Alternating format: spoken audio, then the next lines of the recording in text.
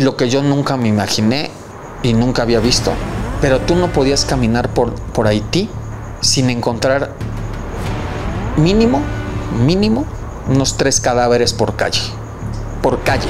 Hubo quien tiró cadáveres al mar y en muchos otros lo que hicieron fue juntar los cadáveres en las esquinas de las calles. Y como no había cementerios, como no había dónde dejarlos, lo que hacían era, durante la tarde, rociarlos con combustible, los cuerpos, los cadáveres que juntaban en las esquinas. Y lo que hacían era prenderles fuego. Hola, ¿cómo están? Bienvenidos una vez más a mi podcast Sin Ley.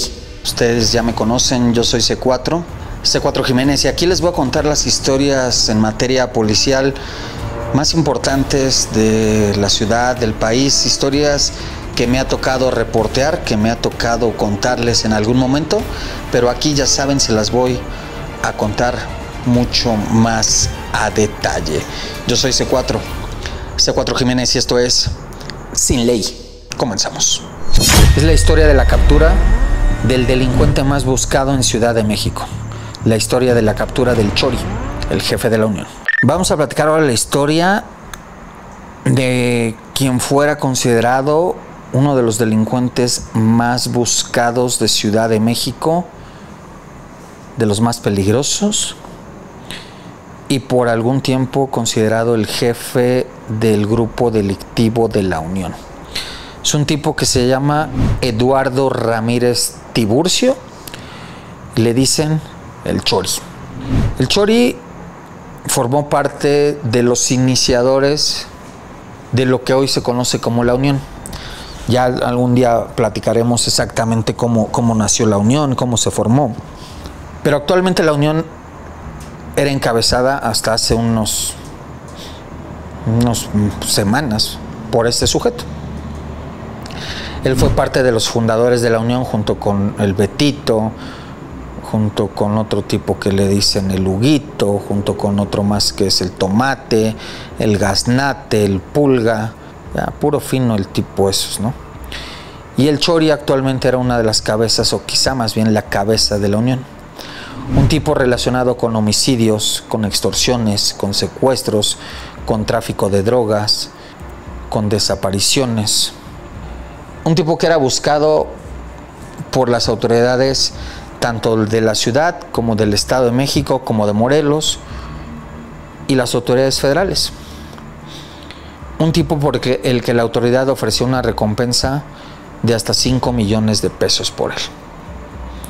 Pero era un tipo que sabía que era tan buscado que manejaba un bajo perfil. A diferencia de muchos traficantes que les encanta traer carros de lujo, carros llamativos, camionetas, él andaba en una camionetita blanca, en una Jeep. También tenía, creo que un carro, un Switch, me parece, pero siempre de bajo perfil. ¿Por qué? Porque no quería que la autoridad lo ubicara, no quería que la autoridad lo descubriera y no quería llamar la atención. Mucho tiempo se supo y se dijo que vivió en el centro histórico y ahí se movía y andaba. Pero cuando empezó a hacerse más fuerte su nombre y a hacerse una persona más buscada, desapareció. Decían a veces baja al centro, a veces se va, muchas veces baja al barrio y viene rápido y se va, viene a cobrar, viene a hacer sus cuentas y se va.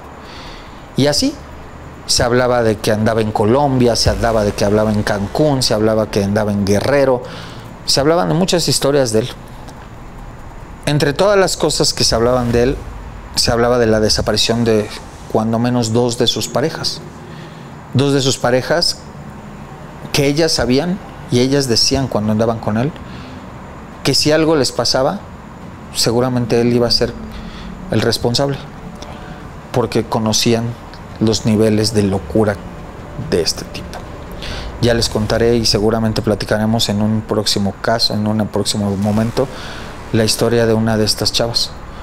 Una de estas chavas que anduvo con él, que quedó de verse con él en un after y que hoy no se sabe absolutamente nada de su historia. Entre los delitos que las autoridades le achacaban estaba precisamente la desaparición de esta joven. están otros homicidios, están extorsiones, secuestros. Y lo que se decía es que nadie podía hacer o cometer delitos en la zona centro de la ciudad u operar con el nombre de la Unión si él no lo permitía. Aún así, pocos veían su rostro, pocos sabían de él. Hasta hace unos 3-4 meses que un equipo especial de la policía capitalina comenzó a seguirle la pista. Tiempo atrás lo buscaron, eso es un hecho. Tiempo atrás siguieron a sus novias, incluso una de sus parejas, la que se llama Mitzi, que creo que ya platicamos de ella, y si no les prometo que vamos a platicar de ella. La siguieron, la estuvieron vigilando mucho tiempo para tratar de dar con él, no lo encontraron. Pero de unos meses para acá ubicaron a su esposa. Sabían que tenía una esposa y sabían que tenía un hijo. Un hijo pequeñito, su esposa con la que andaba, y que se manejaba siempre con un muy bajo perfil, ya les decía, al grado de que solamente traía a una persona cuidándolo.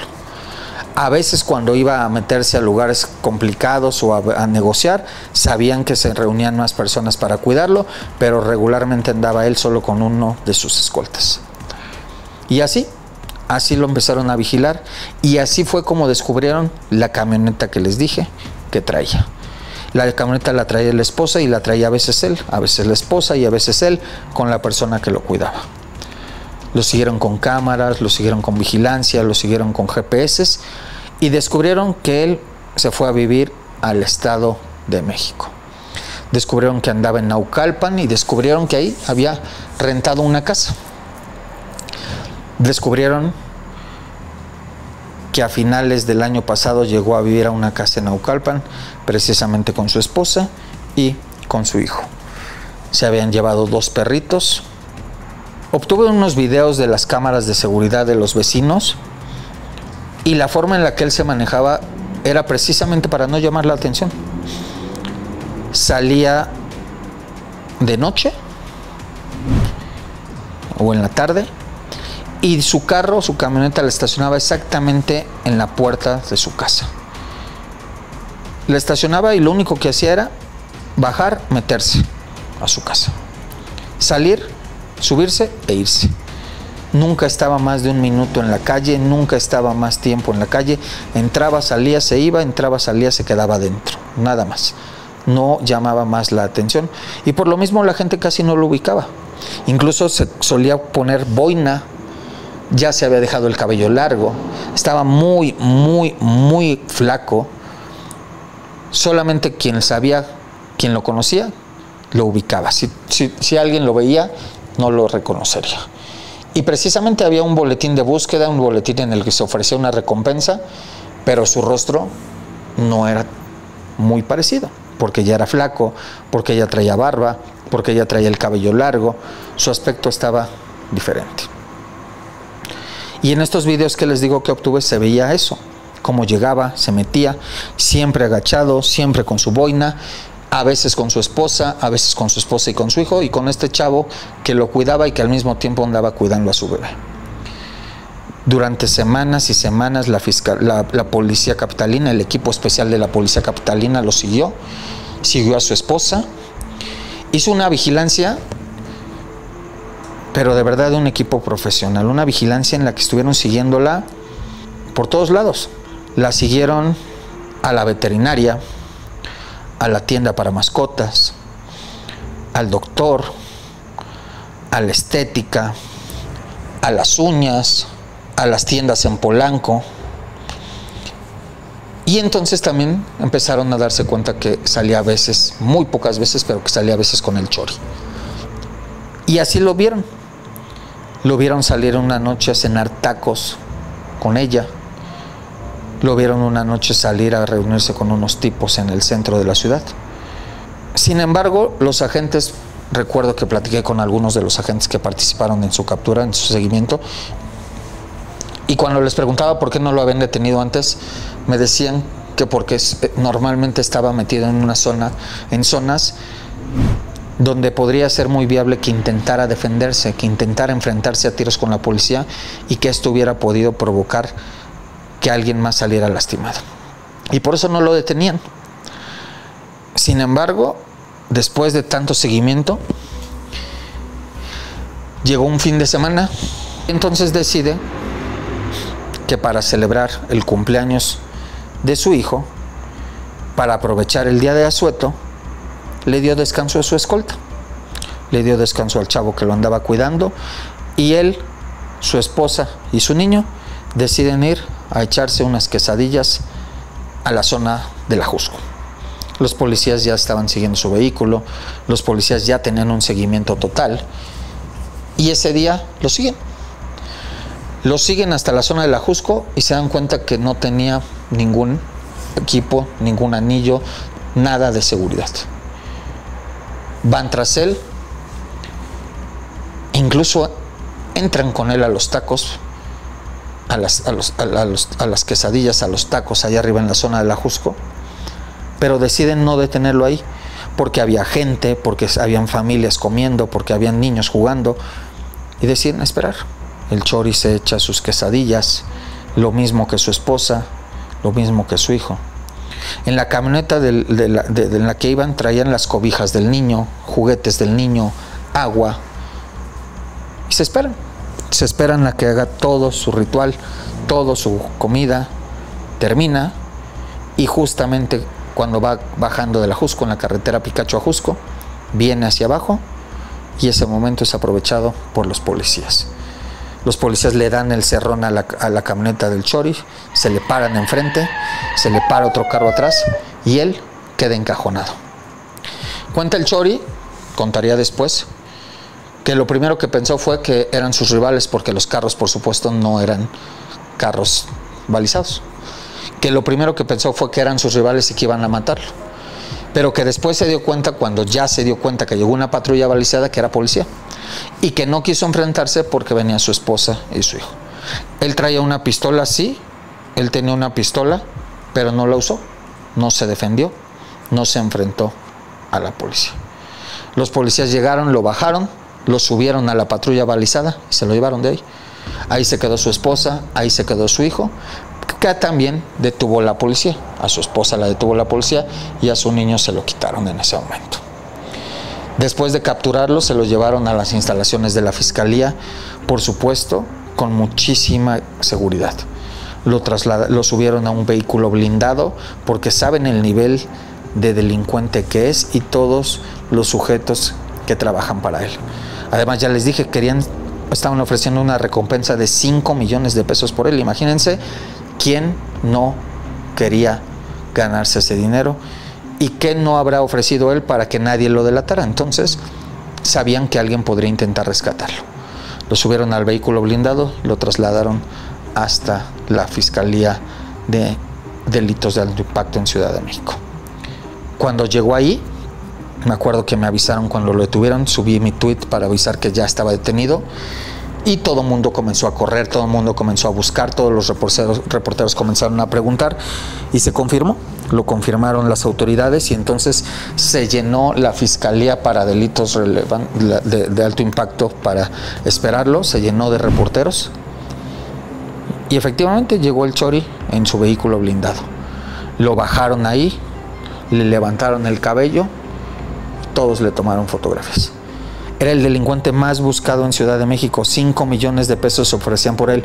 Jefe de la Unión, un hombre que durante años permaneció escondido, estaba ahí frente a todos los reporteros. Decenas de cámaras de fotografía, cámaras de video, todos ahí esperándolo. Y ahí estaba el Chori. Quiso agacharse. Me cuentan que en el camino él negó ser el Chori. Dijo que lo estaban confundiendo, dijo que no era quien decían que era, dijo que se estaban equivocando y que no sabían por qué lo estaban deteniendo. En un principio, ya les dije cómo se cambió, tenía el cabello largo, la barba. Los policías, por un instante, algunos policías dudaron que fuera él. Quienes llevaban la investigación estaban seguros de que era él, pero otros dudaron. Fue hasta que le revisaron los tatuajes que se dieron cuenta que era él. Fue hasta que encontraron una cicatriz que tenía en la pierna derecha de un balazo que le dieron hace años que confirmaron que era él. Un tatuaje de una torre de ajedrez fue lo que les confirmó que era él. Los tatuajes de alas que tenía no dejaron duda de que era el Chori. Después de que le dijeron eso, ya no pudo decir más. Dice que no era tan malo como les decían las historias, pero aceptó que era Eduardo Ramírez Tiburcio. Agachado, sin poner mayor resistencia, entró a las instalaciones de la fiscalía. Y así acabó detenido uno de los delincuentes más buscados de Ciudad de México. Hoy el Chori está en un penal federal. Estuvo durante algunas semanas en el reclusorio norte, pero hoy ya lo volaron a un penal federal. Sus abogados quisieron hacer de todo para que lo regresaran, por ahora se quedó allá. Esperemos que este criminal no se quede sin ley. Les voy a platicar una historia que viví hace 14 años, cuando fui a Haití. Caminé entre muertos, olí gente muerta, la peor tragedia que me ha tocado conocer. Quiero platicarles ahora sobre una cobertura que hice hace 14 años. Hace 14 años me tocó cubrir una de las mayores tragedias, si no es que la mayor tragedia que ha sufrido Haití. Esto fue en enero de 2010.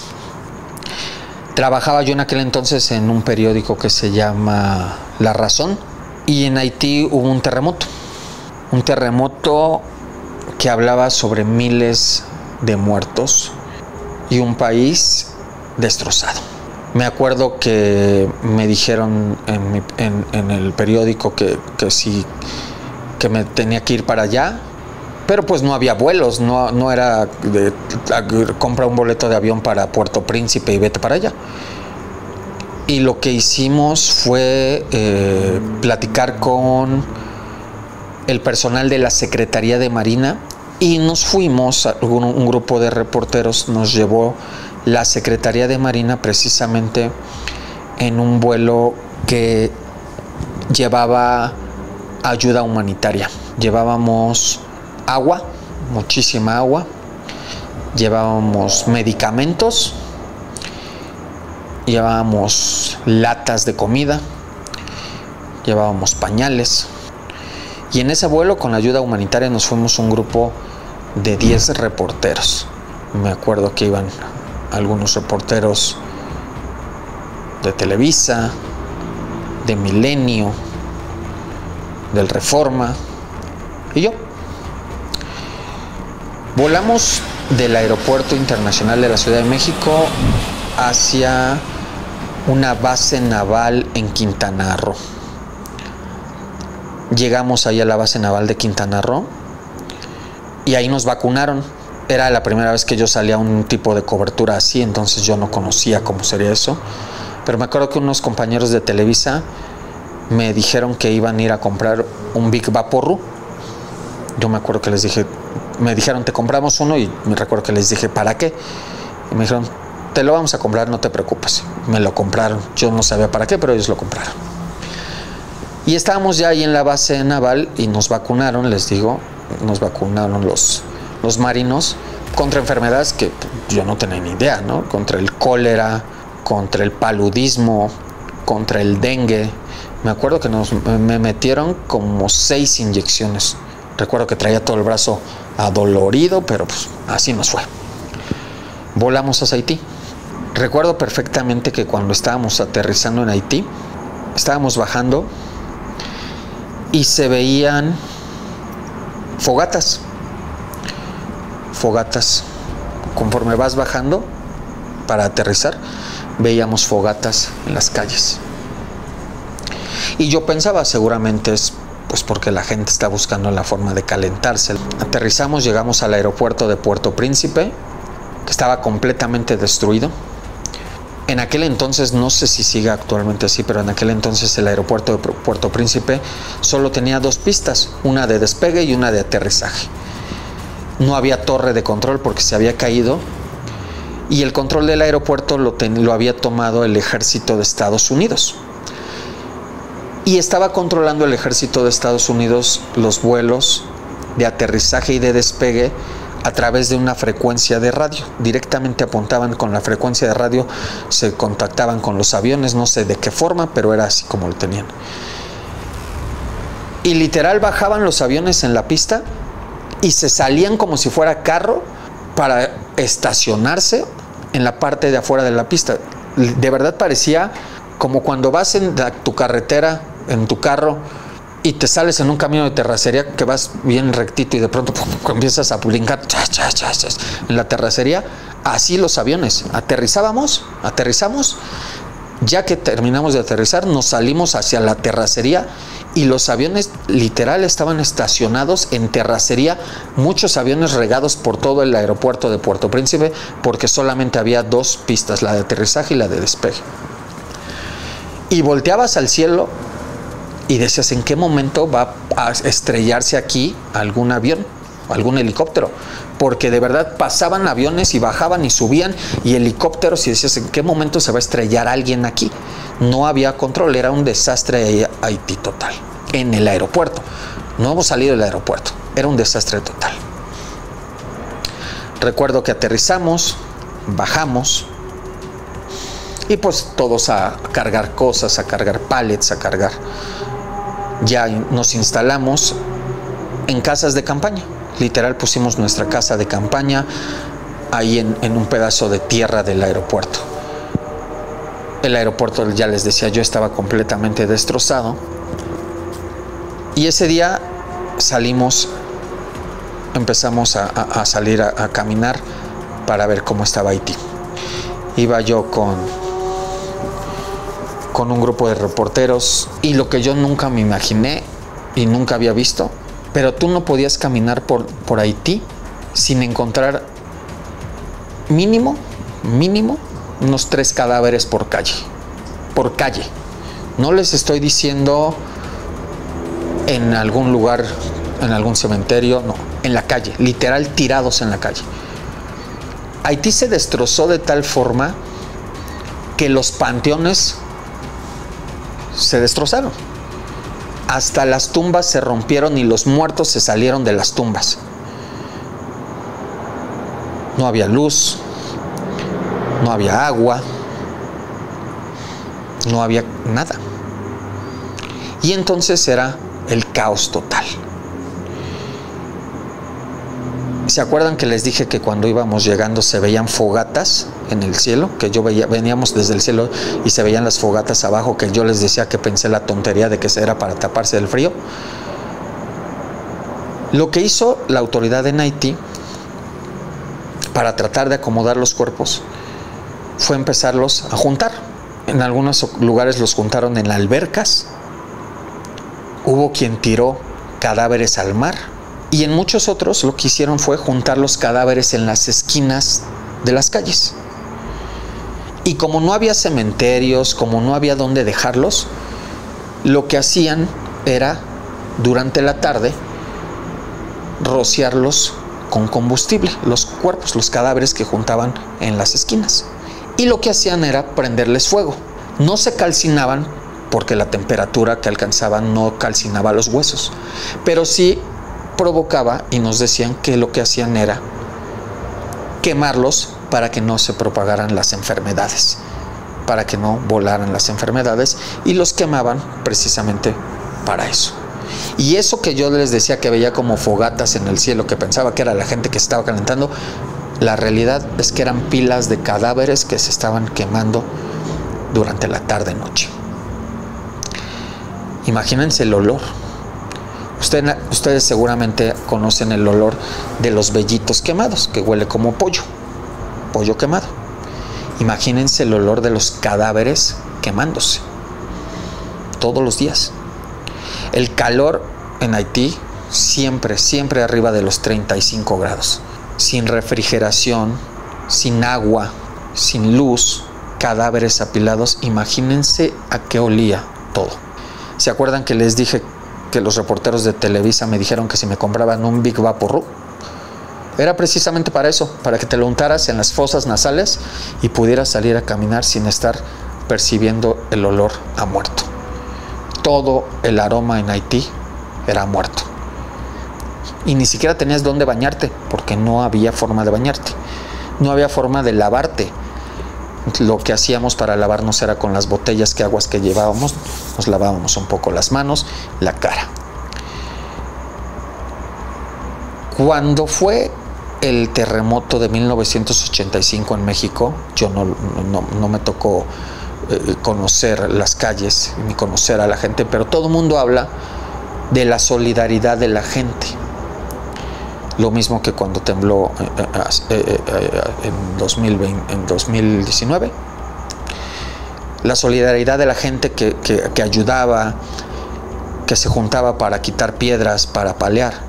La solidaridad de la gente que buscaba apoyar. Sin embargo, en Haití no sé por qué las cosas no eran así.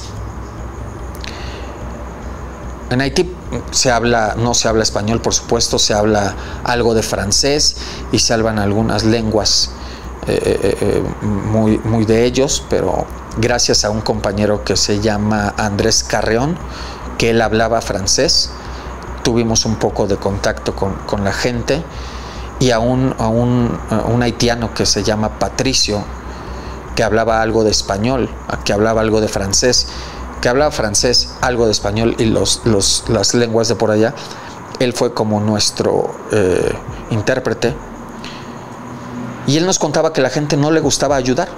Y la realidad es que la gente no ayudaba. Recuerdo mucho una escena en la que pasamos afuera de una casa destrozada, porque todo estaba destrozado, todo. No había edificios en pie. Todo estaba destrozado. Y pasamos afuera de una casa y recuerdo muy bien que había un hombre negro él, con un pantalón café, alto, fuerte, bastante fuerte, desesperado porque dentro de los escombros se veía una mano, salía solamente una mano, se asomaba una mano. Y lo que estaba haciendo él era tratar de escarbar para sacar a esa persona que estaba ahí. Recuerdo muy bien que frente a él, a unos 5 metros, había un grupo como de 30 personas, todos viéndolo, señalándolo, platicando entre ellos y volviendo a ver y a señalar, pero uno solo no le ayudó. Él estaba solo con una pala y con unos tubos tratando de quitar piedras y no le ayudaban. Nadie se acercó a ayudarle. Él buscaba quitarle las cosas y nadie le ayudaba. Pero como esa escena, por todos lados, nadie ayudaba a los demás. Observaban, veían, platicaban, murmuraban, pero nadie ayudaba. Recuerdo que en ese mismo punto pasé 2 días después. Y hasta 2 días después acababa de sacar ese señor a su amigo que estaba ahí. Por supuesto ya se imaginarán cómo estaba el cuerpo, completamente hinchado, golpeado, descompuesto. Y las escenas así por todo Haití. Los edificios destrozados, el olor terrible por cuerpos que se quedaron atrapados y que nadie podía sacar. El caos era total, no había autoridad. Los cascos azules de la ONU eran los únicos que trataban de poner ahí un poco de seguridad, porque la policía de Haití no se daba abasto. La policía de Haití no estaba haciendo absolutamente nada. Y los cascos azules lo que estaban tratando de hacer era evitar los actos de rapiña y de saqueo de los pocos lugares donde había alimentos. Tenían que cubrir el aeropuerto, por supuesto. Tenían que cubrir algunos centros comerciales que todavía medio tenían algo de comida. Pero también estaba el lado de la gente que se enojaba y que quería que le dieran comida y quería que le dieran algo. Entonces era muy común las peleas entre los cascos azules y la comunidad haitiana que exigía que alguien le diera algo de comer. En uno de los tantos recorridos nos fuimos a los hospitales. Cuando cualquiera de ustedes se rompe un brazo, se rompe una pierna, va al hospital, pues el doctor busca curarte, busca enyesarte o ponerte alguna férula o algo para recuperarte. Si tu hueso está muy mal, te tiene que operar. te tienen que poner clavos, te tienen que poner alguna prótesis, alguna placa, algo para recuperar tu brazo, tu pierna, tu pie. Sin embargo, las cosas en Haití estaban tan mal que los hospitales no estaban haciendo ninguna operación. Los hospitales lo que estaban haciendo era literal amputarte lo que tuvieras mal. Los hospitales no estaban ni siquiera funcionando bien. Entonces las salas de espera del hospital eran las placitas afuera del hospital. Pasábamos afuera de los hospitales y veías todas las camas. Y veías sábanas amarradas en los árboles, que era lo que servía para cubrir un poco las camas de la gente. Y ahí veías a toda la gente que estaba golpeada, anestesiada. Y en Haití lo que hacían era amputarles lo que tuvieran roto. Y entonces ahí veías a la gente sin brazo, sin pierna, sin pie, sin mano. Ahí, a media plaza. Pero ¿saben qué era lo peor? Que a la vuelta del hospital, literal en el piso, estaban las manos, las piernas, los brazos, tiradas en el piso, mosqueándose en el piso. ¿Por qué? Porque no había recolectores de basura, porque no había quien se las llevara, porque no había forma de llevarse esos desperdicios. Y lo único que hacían era lo que les platiqué. Les rociaban algo de combustible, les prendían fuego y ahí se quedaban. Entonces imagínense, la gente por un lado sin su brazo, sin su pierna, sin su mano, y del otro lado la mano, la pierna, el brazo tiradas en el piso. Así estaba Haití. Ya les dije, fuimos a un cementerio y las tumbas destrozadas, las tumbas rotas. Los muertos se salieron de las tumbas. Y les digo que la gente estaba buscando de cualquier forma obtener cosas, al grado de que estaban saqueando las tumbas. Los cadáveres, les quitaron las cadenas, les quitaron la ropa, les quitaron los zapatos.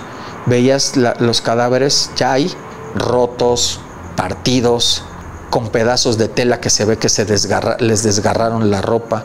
Las escenas eran de verdad impresionantes. Estuve en Haití estuve en Haití 2 semanas. Me pude bañar un solo día me pude bañar, gracias a que contactamos a alguien que nos cobró por permitirnos bañar en su casa. Su casa estaba destrozada, pero nos bañamos en lo que era una tina. Bueno, me bañé yo en lo que era una tina. Me acuerdo que me puso 2 cubetas. Una cubeta vacía para que yo me metiera en esa cubeta y una cubeta con agua para que con esa yo me mojara. Y lo que me cayera de agua cayera en la misma cubeta y después me sirviera para poderme enjuagar un poco más. Me acuerdo que me quité un pantalón que traía de cargo, una playera blanca que tenía, y las tiré a la basura. Apestaban horrible. Apestaban a muerto, apestaban a sudor, apestaban a mugre. Fue el único día que me pude bañar. Cuando tú caminabas por las calles de Haití, 2 o 3 días recuerdo que llovió, y tú veías cómo corría el agua con sangre. Sangre de gente que quedó muerta, sepultada, y que no sacaba a nadie. Porque les digo, no había forma. Era tanto el desastre que no había forma. El ejército de Estados Unidos empezó a controlar todo. Empezó a controlar el aeropuerto. Nos sacó del aeropuerto, ya no nos dejó quedar a dormir ahí. Recuerdo muy bien que por fortuna en aquel entonces los compañeros de TV Azteca habían contratado los servicios de un pequeño restaurante. Lo contrataron todo para hacerlo como una casa para hacer, no de TV Azteca, de CNN, para transmitir desde ahí, y entonces nos permitieron estar ahí con ellos. Y recuerdo mucho una comida que tuvimos. Comíamos normalmente atún en lata que llevamos, pero ese día recuerdo que pudimos comer ahí con los compañeros de CNN, y me acuerdo que nos ofrecieron de comer la gente de Haití, que tenían chivo o pollo. Me acuerdo que yo no quise ni chivo ni pollo, yo solamente comí arroz con mi atún, pero recuerdo muy bien que los chavos que comieron chivo ese día estaban que se los llevaba el carajo, porque cuando estaban comiéndose el chivo y terminamos, salimos del lugar y los chivos estaban tomando agua con sangre que estaba escurriéndose de unos cadáveres que estaban ahí. Imagínense la locura de los pobres chavos y su miedo y su asco que tuvieron. La gente seguía sin ayudar, la gente seguía sin apoyar. Fuimos a la zona más adinerada de Haití. Los centros comerciales todavía funcionaban. Me refiero a centros comerciales como un Walmart, una comercial mexicana, un Chedraui. O sea, no crean que una plaza comercial. O sea, estoy hablando de un supermercado. Todavía medio funcionaban. Tenían policías en la entrada para evitar que robara a alguien. ¿Por qué? Porque muchos estaban tan desesperados que querían robar. Y se juntaba toda la gente de Haití para ir a robar. Se juntaban muchos para ir a robar. Se juntaban muchos para ir a ver qué podían obtener porque no había forma de comer. Recuerdo la historia de una niña que mataron porque se estaban metiendo a saquear un centro comercial. Ese sí era un centro comercial. El centro comercial se vino abajo y muchos se estaban metiendo por el techo del centro a robar. Y entonces llegó la policía y para dispersarlos empezó a soltar balazos. Todo mundo corrió y entre las balas le dieron a una niña. Una niña que se había robado un cuadro con una rosa y le tocó un balazo y se murió. Y recuerdo perfectamente que nadie fue a llorarle a la niña. Todos corrieron, todos se fueron para todos lados y la niña se quedó muerta ahí con su cuadro y no apareció una mujer que dijera que fuera su mamá, un hombre que dijera que fuera su papá, alguien que dijera que fuera su hermano, su primo, nadie. La niña se quedó ahí muerta y nadie la reclamó y la policía, por supuesto, tampoco la levantó. Eran tantos los muertos que había regados por Haití que a nadie le interesó recoger a esa niña. La ingobernabilidad era total en Haití. Incluso nos decían que no saliéramos de noche porque era seguro que nos pasara algo. Me acuerdo mucho que en una ocasión estábamos caminando y pasaron unos chavos haitianos que traían cargando 2 tripiés de cámara y andaban tratando de venderlos. Incluso me acuerdo que se los ofrecieron a uno de mis compañeros con los que yo iba grabando, pues nada más se rió y no lo compró.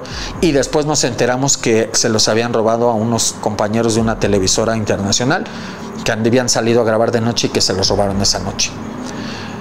La forma en la que transmitíamos las notas desde Haití era en el aeropuerto.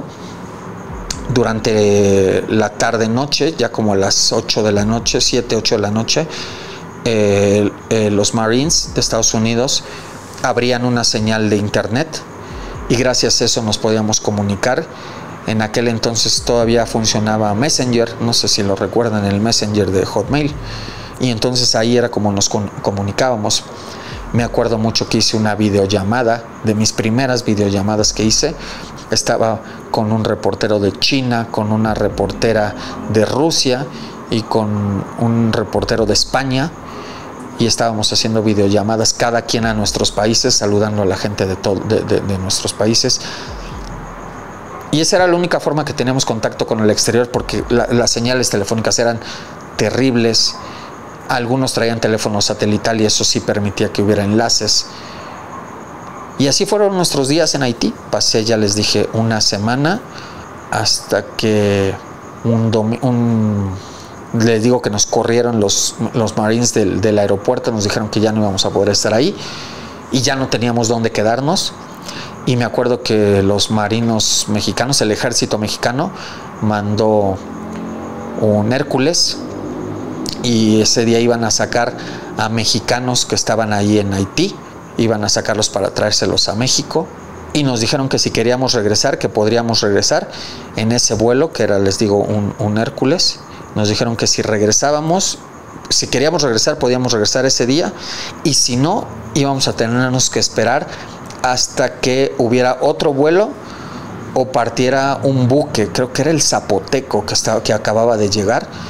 Pero acababa de llegar, entonces nos dijeron que para que regresara, pues nos tendríamos que esperar tiempo, pero que si no nos regresábamos en ese vuelo que era en el Hércules no íbamos a regresar. Entonces me ordenaron del periódico regresarme, decidimos regresarnos y así fue nuestra salida de Haití. Ya no podíamos entrar al aeropuerto, solamente pudimos regresar para volar desde allá. Y ahí se quedó Patricio, quien siguió con nosotros. Me acuerdo que le di mis latas de comida que tenía, le di mi comida que quedaba, le di mi ropa que llevé, porque al final les digo que solamente me cambié una vez, todo lo demás se lo dejé allá. No sé qué habrá sido de Patricio, la realidad es que tenía una vida muy complicada por seguir. Me acuerdo que dejamos Haití un sábado, volamos una noche de sábado, tarde-noche de sábado. Haití se quedó completamente destrozado. Se hablaba de que tendrían que pasar años para recuperarse, se hablaba de que tenía que haber un apoyo de la comunidad internacional muy fuerte para poderse levantar. La realidad es que estaba muy destrozado. Recuerdo que volamos y yo llegué a México un sábado por la noche. Estuve el domingo aquí y me enfermé. Me cayeron no sé qué tantas enfermedades. Y el lunes siguiente, ese domingo dormí. Y cuando me desperté, acababan de balear aquí en la Ciudad de México, al sur de la ciudad, en el Bárbaro, a Salvador Cabañas. Y mientras todo el mundo había hablado de Haití durante toda una semana que estuve allá, y Haití era el tema del que hablaba todo el mundo, el lunes todos se olvidaron de Haití aquí en México, porque acababan de balear a la estrella de la América. Ya les contaré después esa historia de mi cobertura de la forma en la que balearon a Salvador Cabañas. Pero esa es mi historia de mi cobertura por Haití. Hasta aquí llegamos el día de hoy con que fue su podcast Sin Ley. Recuerden, no dejen de escucharnos en las distintas plataformas, en Spotify. Nos vemos la próxima semana. Yo soy C4 Jiménez y esto fue Sin Ley.